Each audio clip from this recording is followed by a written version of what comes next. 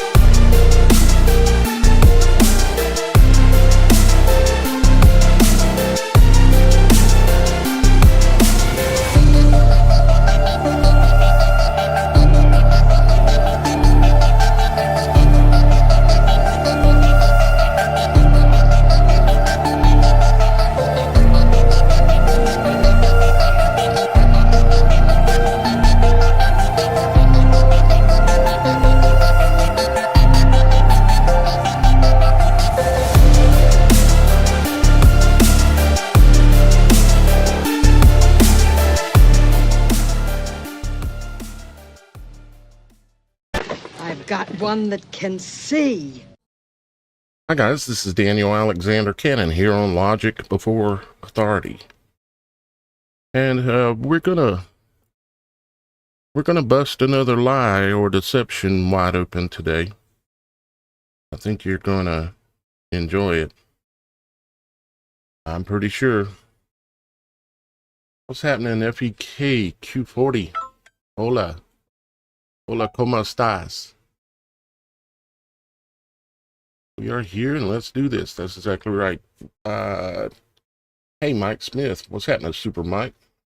Much love to you too, brother. We are live and we are broadcasting on 10 platforms around the world, receiving about, just on Logic Before Authority, we're receiving 25,000 views per day across the channel, not on any one particular video, but across the channel. Scrappy Dabby Doo. What's happening? Howdy do from Scrappy Dabby Doo. Yeah, you probably liked my video I put out yesterday with Scooby Doo in them and stuff. I have y'all guys here with me in the video, as you can see, with the live API chat. So if you're on Rumble or YouTube and maybe Facebook, the chat should show up there. Okay, at the bottom of the screen. I can also switch if I want and show the entire screen. But what we're going to do now is we're going to take a look at a lie that they sold us about. Well, it kind of ties to a lot of things, but we're going to look at the lie that they told us about craters. You know, the craters that they claim that an asteroid, a rock fell out the sky and struck the earth. You're going to know already. Some of you might already know just from the thumbnail, or if you were in the Beyond the Veil preview today, you know that what I'm going to show you. But I'm not just going to blurt it out. But what I'm going to do is I'm going to prove to you that these are not craters from something that struck the earth. This is something that was created by a process of the earth. Not only a process, but a very particular process. Let me pull it up and show it to you. It was recorded in history on the earth itself, in the earth itself. The evidence of it is everywhere around our world. But we're going to look at Revelation 7:1, or excuse me, 7, what is it? Is it 7?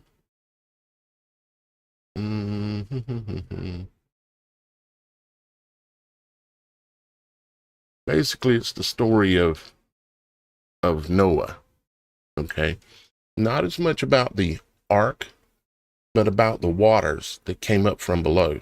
Okay, and I've always, because I didn't understand this either. Okay, I've always thought, you know, I like to believe what the Bible says, but if the knowledge that you have is conflicting with that narrative, it's very difficult to be able to understand what it's saying. Okay. It conflicts in your mind, right? So I recently, because I've been studying the trees, the secrets of the trees, and studying volcanoes and studying all this, it made me question this too. And I ended up running across a guy who helped me clear up the theory on YouTube and made it pretty clear what's going on here, okay, with these craters. Now, y'all guys have heard me say before and ask the question, why is it on the moon that all the craters have an impact from straight on? None of these rocks flying around that hit the moon glanced. They didn't. There wasn't a glancing blow, which would leave a streak on the ground, instead of a circle. If they are circles and just circles, then we've got a problem, don't we? If they're circles and just circles, we've got a problem. We don't have glancing blows. So, just like I've stated about the moon, it means they lied to us that the moon is not what they say. Now, we know that they are habitual liars because they don't want us to understand the reality that we live in. Well, I do want me and us to understand the reality in which we live in, the world in which our Father created. And so piece by piece, we're going to peel back over time. We're going to peel back all the lies, all the deception, and lay it out for you to see and for the world to see. And we're going to do that here on the Supernatural Show Network, which Logic Before Authority is a member of the Supernatural Show Network. And so we'll talk about it here sometimes. Sometimes we might talk about it on the Supernatural Show. Sometimes we might talk about it on the Roxy Files or the Children of the Most High channel, or maybe on Super Dave, okay? And other channels that are coming that will be joining the Supernatural Show Network. Now, real quick, before we get into that, I've got to give y'all guys an update on the Supernatural Show October Superthon. I've made a promise of going live 31 days in a row for the entirety of October. Currently, I have been live technically 15 days, although it's only the 14th day of October. I've been live every day. Yesterday was, it was rough. Yesterday was not a good day for trying to go live. I spent like 4.5 hours trying to go live, and I couldn't get it to work. So I got frustrated, quit, went and cooled down. Chris Morgan. Thank you, Chris Morgan. I greatly appreciate the donation, brother. It just popped up on the screen. Obviously, you are on the website and made a donation for $10. Thank you, Chris. I greatly appreciate that. Let's see, where was I? Updating you on the Superthon, which Chris just helped us out with a little bit. His number will show up on tomorrow's report because I consider the 24-hour period from one show to the next. So we were at 1934. Let's refresh the page, see if we made any progress. And we'd made a little bit. Come on. Refresh. There we go. All right. Okay. We made it to from 1934 to $2,004. So we're 2 weeks in and we're at 2004. In order to hit this $10,000 goal, I'm going to have to do a lot more work. I'm going to have to work harder. I'm going to have to try to prove to those of you that choose not to contribute to righteous work that this is righteous work, and that so that you will choose to finally support it. You can support it in a number of ways. One, you can just make a donation. All the spots where you can donate are listed right here. You can also choose to just become a member of the channel. Okay. And you do that simply by, on the home page, you just simply click on membership right here, and it'll take you into the membership area and explain everything in detail. It's just like signing up for any other website. Okay, you sign up, it sends you an email. You confirm the email, go to your email and confirm that you signed up. And then you come back and you choose your option as to what you want, how you want to sign up. Do you want to go monthly? Do you want to go yearly? Do you want to go a lifetime? And it's all right here for you to choose from. So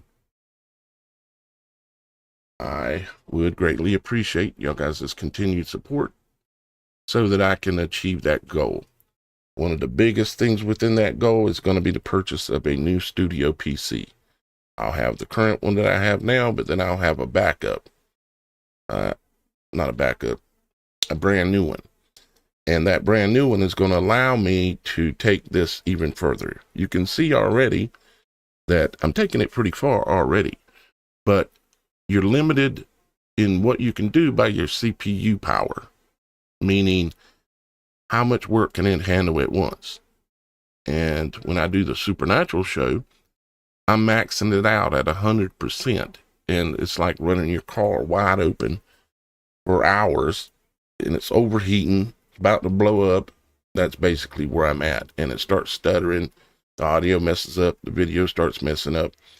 Me and my guests can't hear each other right because there's like a 3 to 6 second delay when I say something before they'll hear it. It just starts messing up everything, and it doesn't work.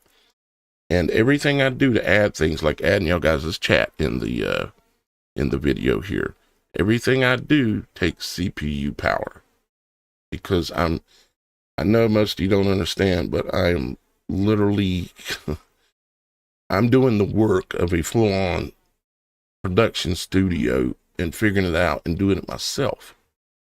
Thankfully, I've got the ability to figure it out. But I am pretty much to my limit. I can't go any further. Pretty much there.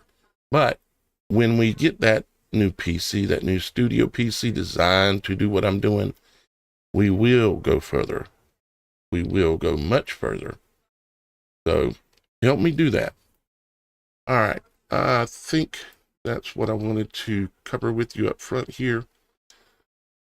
So now let's get into the main subject, which are, the geysers. Okay, the geysers and the craters. Geysers and the craters. Now, what am I talking about? The geysers and the craters. Well, I'll show you. Okay, this is a slow motion image of a geyser. I'm not sure if this is in Iceland, okay, of the water being pushed up from below, okay. And so check this out. Of course, again, this is very slow motion. Very cool looking.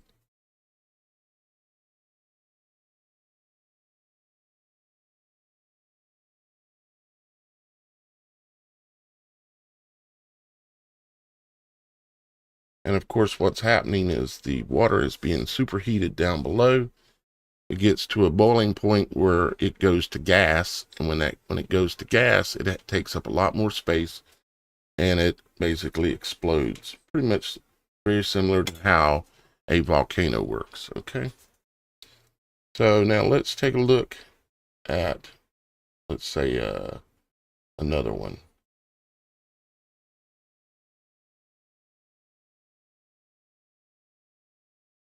Okay, so this is Yellowstone. Okay, now what I'm trying to get you to do is get your brain engaged into the understanding of what I'm trying to show you. Okay. Of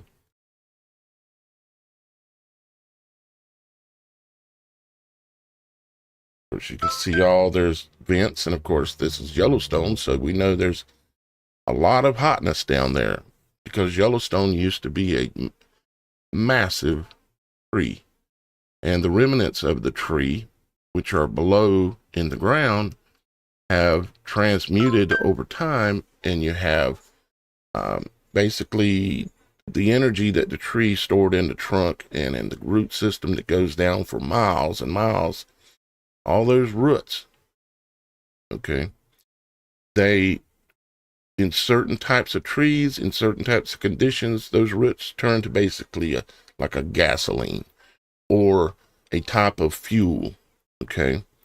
And that fuel, when it gets so hot, because it's transmuting, okay, and it's under pressure, and at certain times, in certain cases, you can get explosions.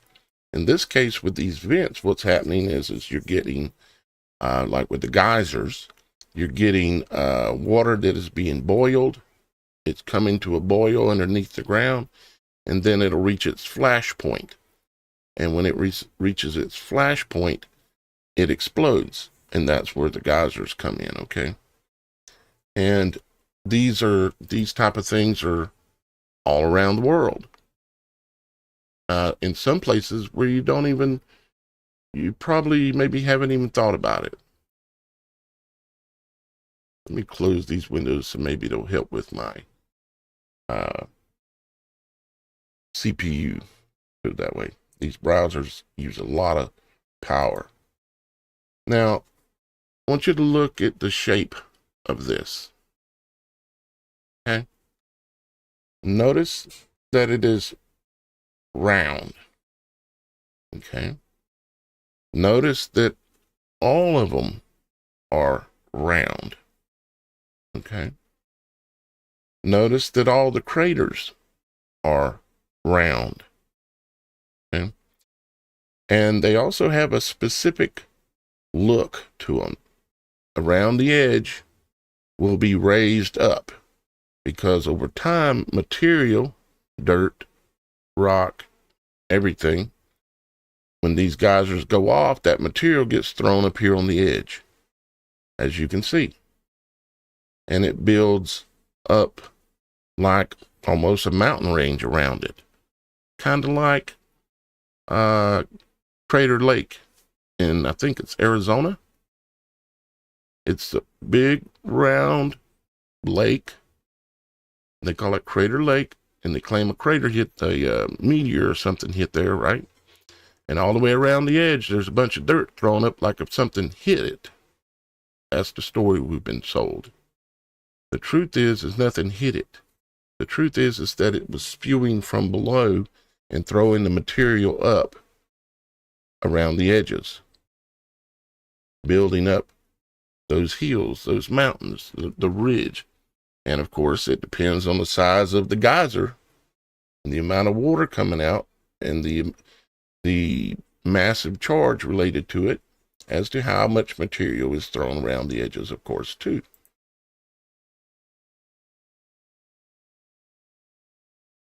You see it? Imagine this with no water in it. And then you'll see some images here in just a minute that They're going to be pretty much the same.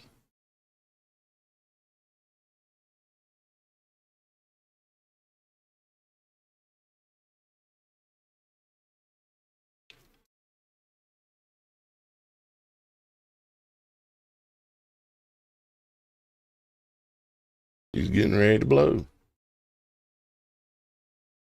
Let's see here.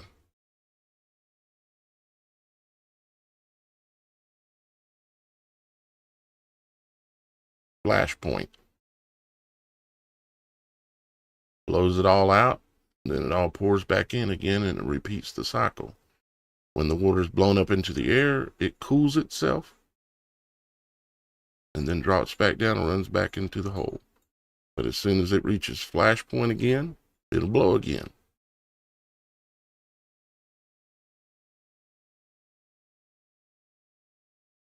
So where does the heat and the energy come from in order to cause this? Well, there can be a number of places, but one place in the case of geysers on volcanoes, it's simply the stored energy from the tree and the tree root system, just like lighter wood or fat wood. If you don't know what that is, look it up. It is wood that has such a high concentration of energy, hydrocarbons in it, that are produced when the tree is in the sun, pulling the energy through the leaves into the trunk and down into the root system as well. That energy doesn't just disappear when the tree dies. When it's under the ground and under the right circumstances, it's held there, and depending on the size of the tree, certain outcomes can happen. Certain outcomes like volcanoes. Okay, that's another huge lie that I literally am the person who's the first person on the planet to come out and tell the truth about volcanoes and what they are. They are the ancient remains of the giant trees of old. And if you haven't seen the evidence of the giant trees, you're going to think I'm nuts still. The theory don't work until you realize the giant trees are there and that the stumps are still there from those trees. And no, not all of them turn into volcanoes. It all depends on the elements, the climate, and what kind of a tree it was. Okay. So let's look at some of these so-called craters. Okay. Now you've seen the picture that I showed you for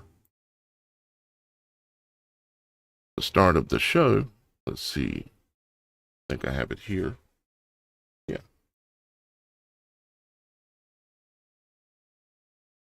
This image here, that's a crater, of course, and all I did was add in the fountain of water coming up. A geyser coming up out of it. Now here's your ridge of materials around it, just like the geyser has, and the hole, just like a geyser. The thing is that this crater in particular currently is extinct, and there's no water being forced up. Okay. The story of the flood is very easily explainable when you realize that these giant craters, they're extinct geysers, is what they are. And they're no longer pushing the water up. Many of them still have like water in them, of course, like a lake, like Crater Lake in Arizona. So let's look at this one here, okay? Look a little closer at it. Here's an image of it. One image of it. Here is, oh, you know what? I forgot to mention, even though I told you the total of $2,004, I forgot to mention the names of the new donations that came in. I mentioned Mark that came in during the beginning of the show, but he'll be on tomorrow's list. Diana, I somehow actually missed Diana K. Back from the 2nd of October. I went back through everything and was looking over it, and somehow I missed Diana K. And I'm sorry about that, Diana. You're probably wondering what happened. I hope you hear this, and I apologize. I didn't mean to leave you out. But thank you, Diana K. Then we had Gene T. Gene T. This is his second time contributing to the Superthon. Gene T, thank you very much, brother. And then we have Karen J. Karen J. Karen is, she mailed her donation in, because you can mail your donation in if you want to contribute to the Superthon and help me achieve these goals. The mailing address is on the website, down at the bottom in the Superthon page. And it's also in the comments, or not comments, but the description below the video, wherever you're watching this at right now, or most places anyways. And if you can't find it, go to the website, thesupernatural.show, and click on the image of the Superthon. Okay? All right. Had to get that in there, about to forget. All right, so let's look at, I pulled this up, and it has all these different ways we can look at that crater. Okay, so I went ahead and pulled this one up, and it shows an image of the crater. This is in what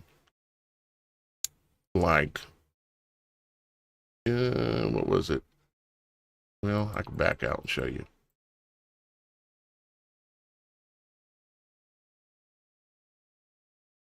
This is in there's Algeria, Mali, it's in Eastern Africa, okay? And this is just one of many of these things that are around. Now, did I lose it somehow? Maybe I did. Let me go back to here, and we'll pull that up again.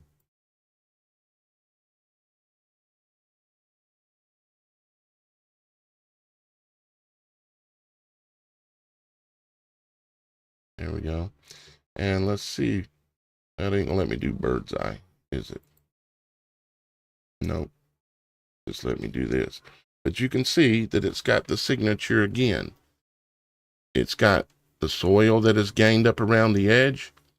It's perfectly round. So the rock that they've claimed hit this would have had to have come straight down. Bam! Otherwise, it wouldn't make a perfect circle. If you don't understand what I'm saying, go outside, get a rock, and find some dirt, some sand, and throw the rock at it from different angles. And throw it at it from straight down, coming straight down at the ground. If you throw it straight down, it'll create a circle. But all these meteors couldn't have come from straight down. It's mathematically improbability impossible. You understand? So that means they lied about these. What these are is where the water came up from below. Long time ago. Okay? I hope you can see that. This is a map of just some of these so-called craters that exist around the world. Okay? Various ones, various sizes that exist. There's a lot more than this. Matter of fact, they don't have any in South Carolina, but I'm going to show you some. They're called the Carolina Bays. I'm going to show that to you here in just a minute. So let's close that one. And we can leave that open. Matter of fact, let's close that one. Come back here. Actually here. And now let's look at the next one. Gotta look at a few, see if I'm making this stuff up or not. So let's click here, let's open that, and then let's come over here to the location and open that as well. So if we go here we go with another pretty much round hole with material gained up around it. You see? Now, how is that possible? How is it probable? There's your hole with a little mountain ridge around it. But it's not mountains. It's material that came up out of this hole when the water was spewing out. You understand? I hope so. Let's look at it using this again. And we'll switch to satellite. And here you go. This is a fairly good size one. And imagine that, it still has its water in it. Still has its water in it. How is that possible? Well, some of them will still be connected with water from below. Some of them will just gather water, rainwater over time and stay full. That's not the conspiracy. The conspiracy is that they lied. These are not, nothing coming from outer space and smack the ground and knock the hole in it. Nothing. All right, let's see if there's maybe another way we can look at that. A chance.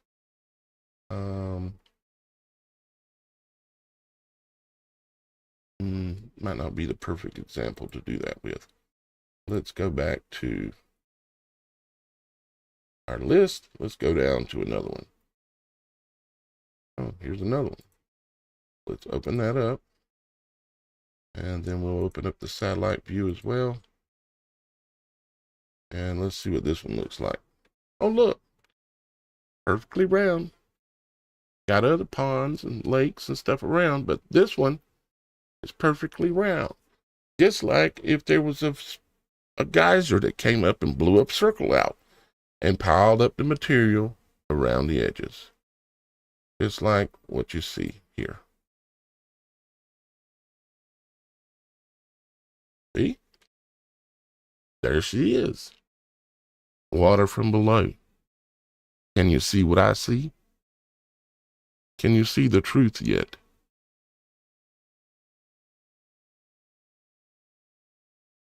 The story of the earth flooding becomes a whole lot more probable when you realize these weren't craters where a rock out of the sky hit this. This is an extinct, currently, geyser where the water gates from below opened up at some point for whatever reasons God in creation made it happen. Okay? Aren't you tired of the lies? I am. Big time. And that's why I've dedicated my life to finding out the truth and bringing the truth to you. So that way you'll know. This one looks kind of small on here. This ain't a very good map. Must be right there, but oh well, that's okay. Let's keep going, shall we? All right, let's see what else we can find. There's another one. This looks pretty big, too. Let's look at it, see what we see.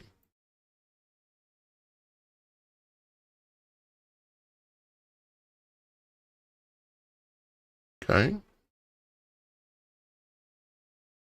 Looks like it's got quite a bit of water in it. Oh, look. Pretty much round, though. And got a bunch of material stacked up around the outer edges. Just like the geysers. The geysers that we were looking at. You understand? The geysers. Oh, my tinfoil hat. Better get in on that contest. We're getting creative. And Shannon's getting really creative. On top of Roxy, already crazy creative. Now, we're not in the contest. Well, we're in a side contest just between the people that are on the Supernatural show. Craters. Let's go up here. Let's click on images. Knock off the word list.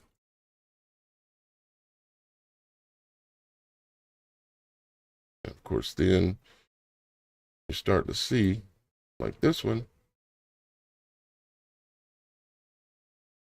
Interesting how most of them tend to have this circle within a circle with all this material piled up around it. And of course, the material came because the rock hit the ground real hard, right? No, it's because it's what a geyser does, as I showed you in the video footage earlier. It's what a geyser does. All right, let's see what else we got here. Well, they built a city in the middle of that one, apparently. I hope that sucker don't go off again.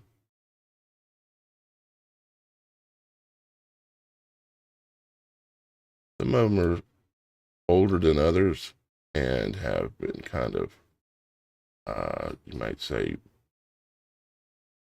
worn down. Some of them are easier to see. Let's see. I had some more in this list up here. Let me see what these were.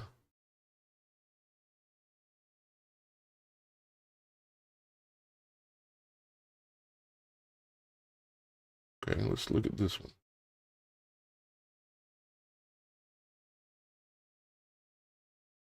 Look at that. You got the signature dirt, the same amount of dirt. That pretty much exactly the same all the way around. Just like if water was coming up from a geyser would do. It would treat and pile the dirt up in the same amounts, equally pretty much all the way around. Wouldn't it? So what do they say? This huge den is a crater lake formed by a meteorite impact 50,000 years ago. Lies. Blasphemy. And now you know. And now you know. See? Perfectly round. That's an extinct geyser. That's all it is. All right. Let's see. What else? That was another one.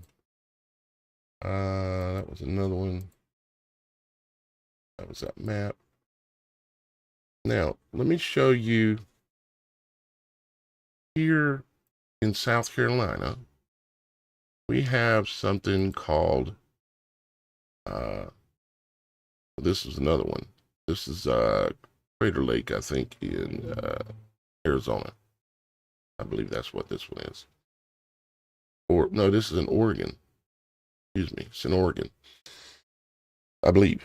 And as you can see, you've got the material stacked up all the way around. It's a little bit more worn down in some areas, obviously, but you got the material stacked up. And a couple of nice blobs in a couple of places. Here's another view. Crater Lake.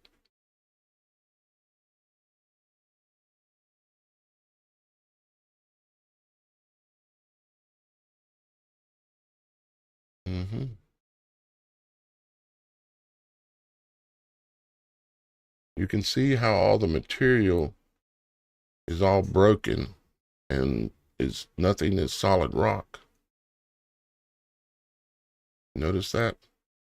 Just a lot of chunks and pieces, like as if it was deposited here. Why would that be? Because it was deposited here.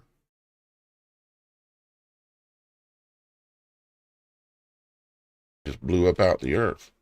Made this hole when this crater was, when this geyser was actually active. Okay.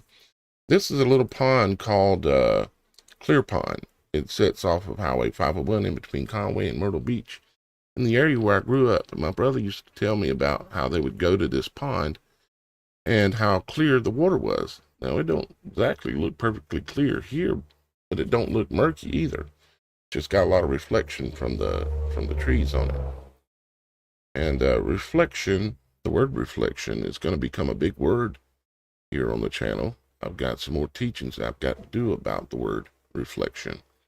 That may be tomorrow or the next day, something like that. I'll be bringing it. And it's going to blow your mind even some more. reflection. Anyways, this is Clear Pond. And at one point, this was way back in the woods, my brother would talk about going here and swimming. And it was just perfect water, clear, you know, and it was just awesome. And there come a point when I come to understand that these actually kind of existed around in a bunch of other places up and down the East Coast. And as you can see, you got a bunch of these circles, okay, all over the place. And they named them the Carolina Bays. And I wondered for many years how it happened. I considered the meteor theory. I considered all these other things, but I never considered that there could have been spots or spouts of water that could have come up out of the earth and made all these circles. Basically, if you got into a situation where there was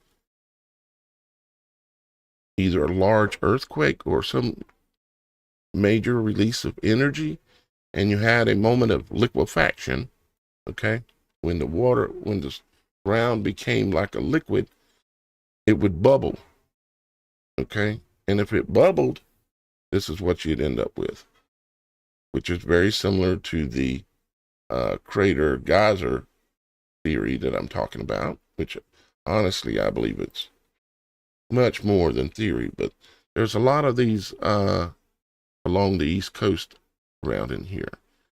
And I suspect there was an event at some point that caused the coastline to bubble or have bubbles come up, some kind of a liquefaction event that took place a long time ago, further back than we know about. Okay, so let's go. Where was I going to go? I was going to go here, and I was going to try to show you possibly some of these locations of these craters. My mouse don't want to roll the screen properly. They're actually, you can see them easier over here. Okay, see? And it looks like there's been a little bit of subsidence towards the ocean. The ocean is, well, the ocean's right here, you see. And it looks like the soil over a long period of time has slid slightly, causing just a little bit of an egg shape, slid towards the ocean, okay, which would make sense because all this is around here is sand and clay. The rock is way far down in this area. Mostly we just have flatlands and it's rock and clay. But you can see these so-called Carolina Bays, and they're all in the exact same shape. So I had to ponder it a while to understand why they were all in the exact same shape like this. And basically a perfect circle, but just a little bit off, kind of like an egg. And it's because of, I think, subsidence. But the bubbles themselves were more like bubbles where the ground, there was some kind of liquefaction event and the ground literally bubbled. And yeah, so there you have it. Let me check back with y'all guys in the comments and see what y'all guys are saying. I think I can bring up a bigger chat window, maybe. I didn't close it. Oh, there it is. Okay, here we go. See what y'all guys are talking about. Yep, there's Shannon's channel. Make sure to check out the Children of the Most High and the Roxy Files or the RoxyFiles.com. That is Roxy's channel. Make sure to check those out. And a video like this, and I'm going to shorten this down and rebroadcast it at 8 o'clock tonight. Looks like Shannon and Roxy are going to go live at 7 tonight. That would be awesome. So I might push out the premiere to 8:30 or 9, something like that, so it doesn't compete with Shannon and Roxy's, because I don't want to do that. So yeah.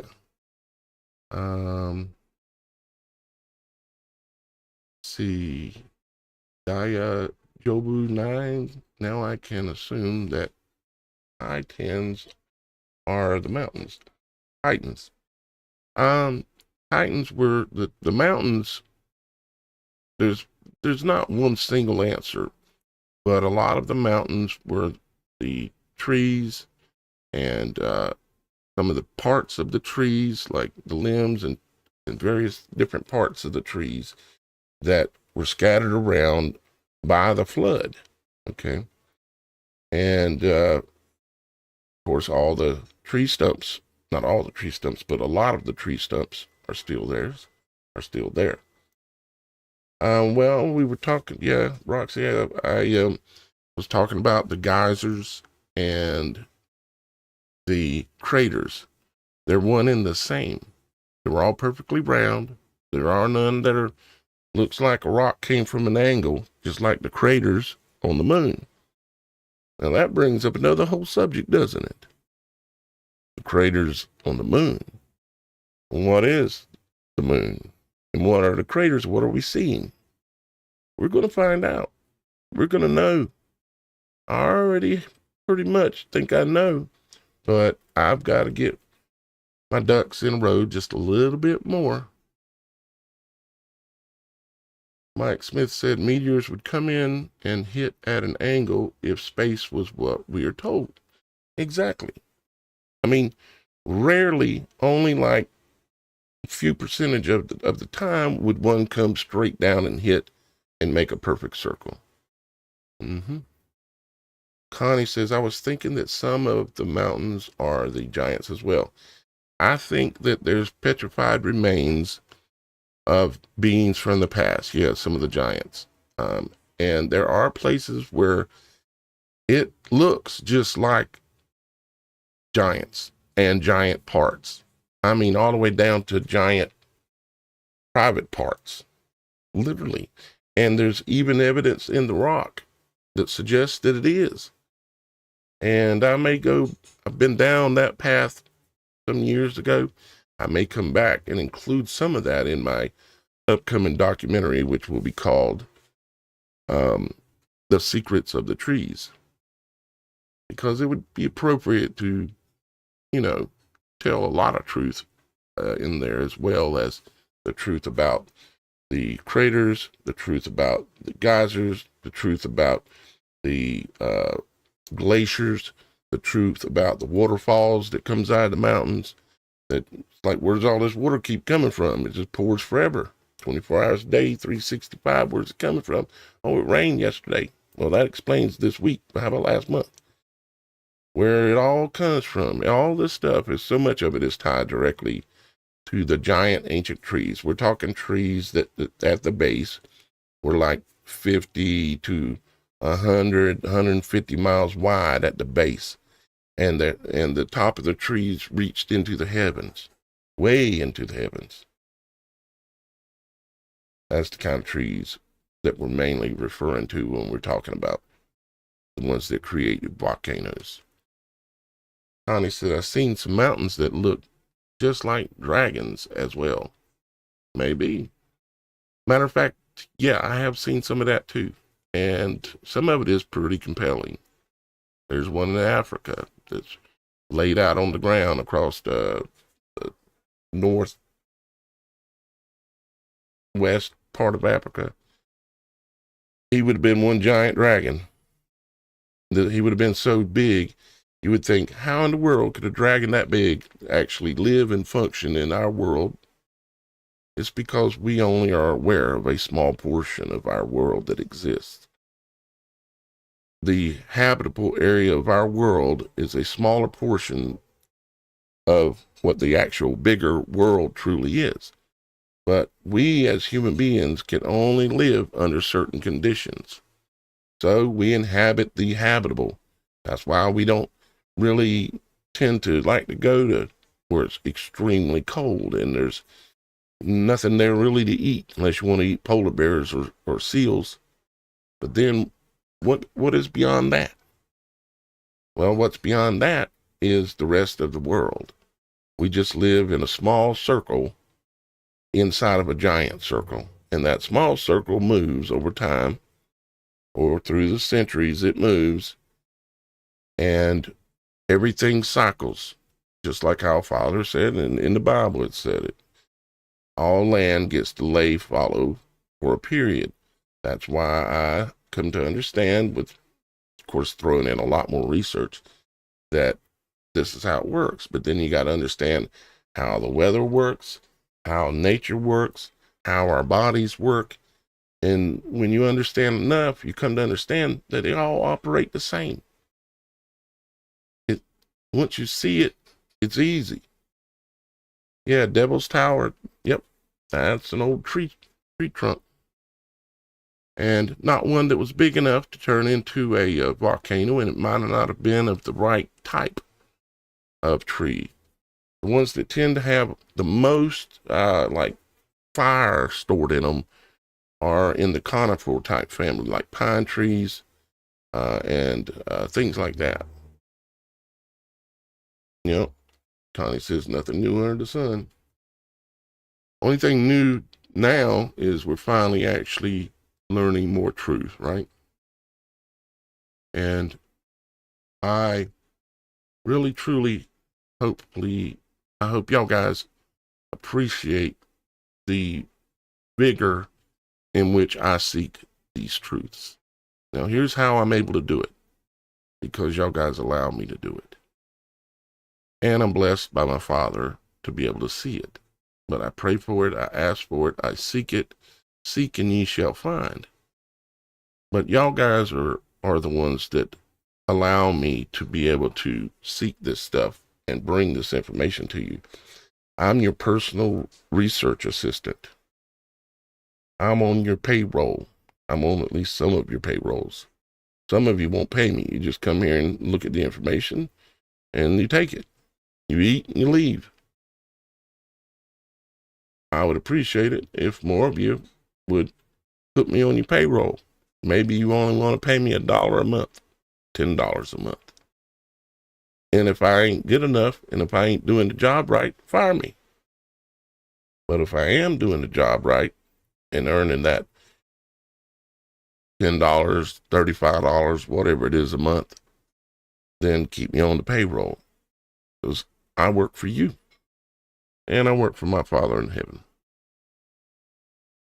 I remember when I was a child that my head went off thinking about how big space could be. Now that I see our small world, I just hope that we can explore the bigger scale. I imagine that if it is possible to go into the other realms, I look at it kind of like the Lord of the Rings story. And I think, well, I know that the guy that wrote that book, The Lord of the Rings, when he first started writing the book and his first drafts of it, the earth was not a ball. Okay. We lived in a realm that had other realms around. And some of the realms the humans could not go to. They couldn't exist there. And everything was on this big, flat, round thing. But there were all these rings all the way around, and each of these rings held a different realm. And humans had to stay in this particular area while other beings were able to exist in other areas, in other realms. And certain beings could not go into certain realms. The book is in the movies even wrote like that. And I think there's truth behind it in the words Lord of the Rings. Okay. And yeah, pretty wild. Pretty wild. All right. Well, let's see.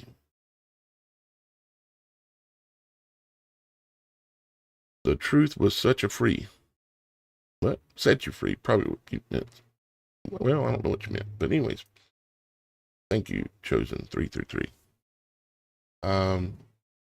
Even people like me, unfortunately, the truth is not free because I have to eat. I have to have, in order to do these broadcasts, I have to have proper equipment. I barely have proper equipment. And the food I eat comes from the local pantry, about 85% of it. I don't go out and eat dinners. I don't do these things. I sacrifice everything I can so that I can continue this work. And if you think I'm kidding, joking, or lying, you shouldn't be here. And just ask Roxy, or ask Shannon, or ask Miss Kim. She knows. She's had to sacrifice too. She's my girl, and I love her because she does sacrifice. So, the trees in the Lord of the Rings, called the Ents, I think, are living, walking beings. Right? And that's an interesting thought about the trees being living, meaning, somewhat conscious. I'm not saying they were or they weren't, but it's an intriguing thought. Very intriguing. All right. Well, guys, I think I held you long enough. I wanted to get the point across. I will be going back into this more, and I will be including this understanding in my upcoming documentary called The Secrets of the Trees. And I don't know exactly how long it's going to take me to get it produced. Like right now, I really don't have enough time to do the things I need to do. Simply because I've promised to go live 31 days. Today is my 15th day live, technically. And imagine having to go in front of a large crowd 15 days in a row and being able to have something interesting to say. It ain't easy, but somehow I'm managing to pull it off. All right, guys. Don't forget, we got the Angel Cruise going on. Check that out on the website. We've got the tinfoil hat contest going on. I would check that out, and we got some crazy designs. This is like a similar kind of a design I'm working on, kind of a thing. Now, this is just for fun. We ain't trying to be witches or nothing. It's just for fun. And I know that there are things you can do just for fun that are sinful. We're not trying to practice anything, witchcraft or anything like that. So don't get your drawers in a wad or anything like that. Okay? And y'all guys can participate. We've got all the way to Halloween in order to get your entries submitted. And you can submit them right on the website. Down here, if you go to the tinfoil hat contest, it'll have all the information about the contest. And you can whip yourself a hat together. There are some awesome prizes. I say awesome. I think they're pretty awesome. And they've been getting more and more prizes as we've been going along through the month. One is an Ethiopian Bible that has all 88 ancient texts in it. It's the original and oldest Bible on the planet. It's much older than the King James Version because King James only has 66 canonized books, which means were approved by the Pope to be in the Bible. You see, because King James was part of the Catholic thing, okay, and the Roman thing, and he only authorized 66 books, where there were actually 88, if not more. But the Ethiopians had 88 in it, according to everything I can find, forever. And I love and enjoy biblical text, and I want to see the rest of it. But Shannon's giving away one of those to the winner of this tinfoil hat contest. And I'm giving away several little things. One is a Walking Liberty silver coin that the value in the last few months has went double. And a couple other little things. And And I believe Roxy's giving away a little prize or two as well. But you can sign up right here on the website and submit your photos right on the website. Okay? All right. Well, I'm going to get on out of here. I love you guys. Thank you for your time today. And make sure to check in with Father every now and then. He likes to hear from you in private. He's like that. All right. Bye-bye for now.